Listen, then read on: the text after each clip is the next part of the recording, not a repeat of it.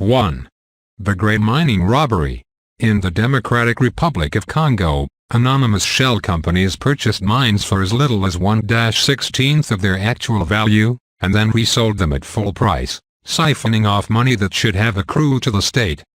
Between 2010 and 2012, the DRC lost at least $1.36 billion in revenues from just 5 such deals.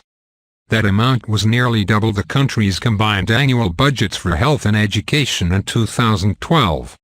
The DRC ranks at the bottom of the UN's Human Development Index, has some of the world's worst malnutrition, the world's 6th highest child mortality rate, and over 7 million children out of school.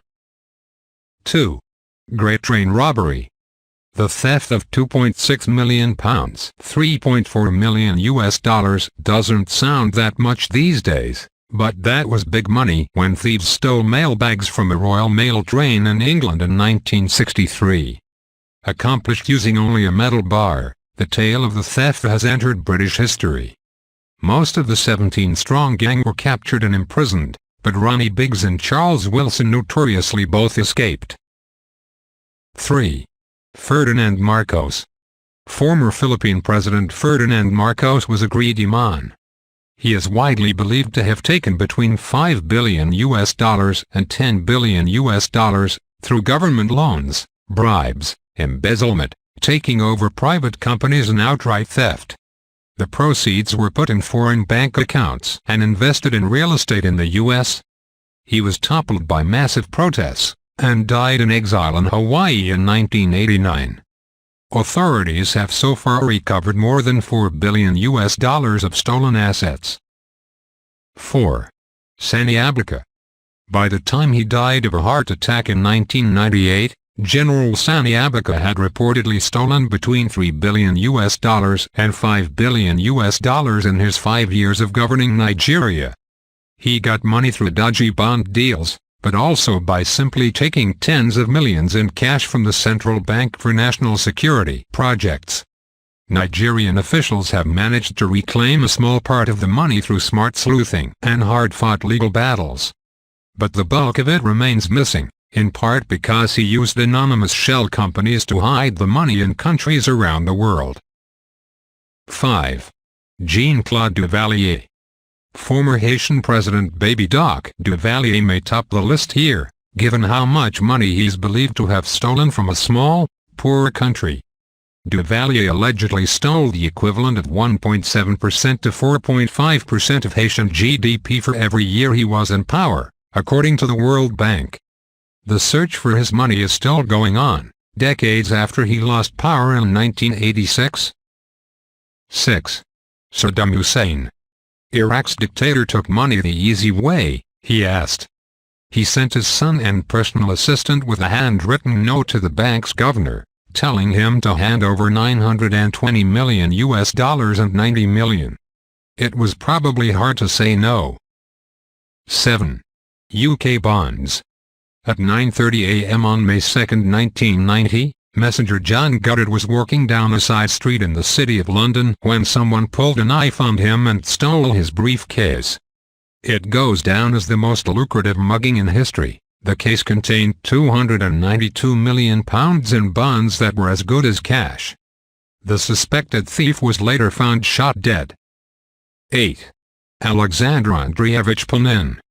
Also known as Gribetman and Harderman, this Russian cyber thief was responsible for malicious software known as Spy, which infected more than 1.4 million computers and collected bank accounts, credit card numbers and passwords.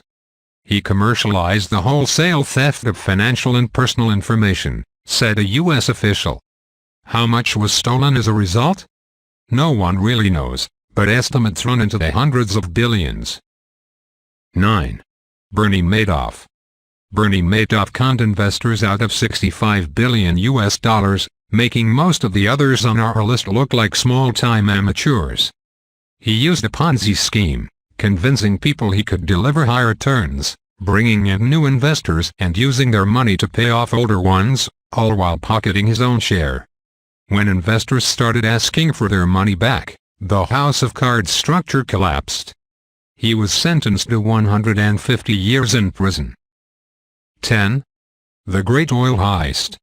In 2011, subsidiaries of Shell and Eni paid $1.1 billion to the Nigerian government for an offshore block with estimated oil reserves of 9 billion barrels. The government transferred exactly the same amount to an account earmarked for Malibu Oil and Gas, an anonymous shell company whose hidden owner was Dan Etet. Etet then secretly awarded the oil block to himself while he was Nigeria's petroleum minister in 1998.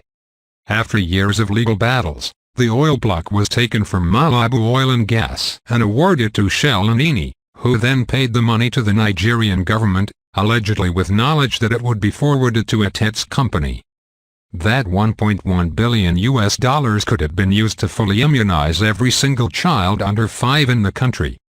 Both Shell and Eni are the focus of corruption investigations in Italy, Netherlands and the UK. 11. Siemens.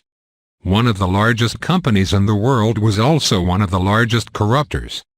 Siemens, a German electrical company, paid hundreds of millions in bribes in at least a dozen countries. Bribery was nothing less than standard operating procedure at Siemens, said a U.S. official, using the time-tested method of suitcases filled with cash. It paid the largest ever corporate fines related to foreign bribery, in the U.S. and Germany,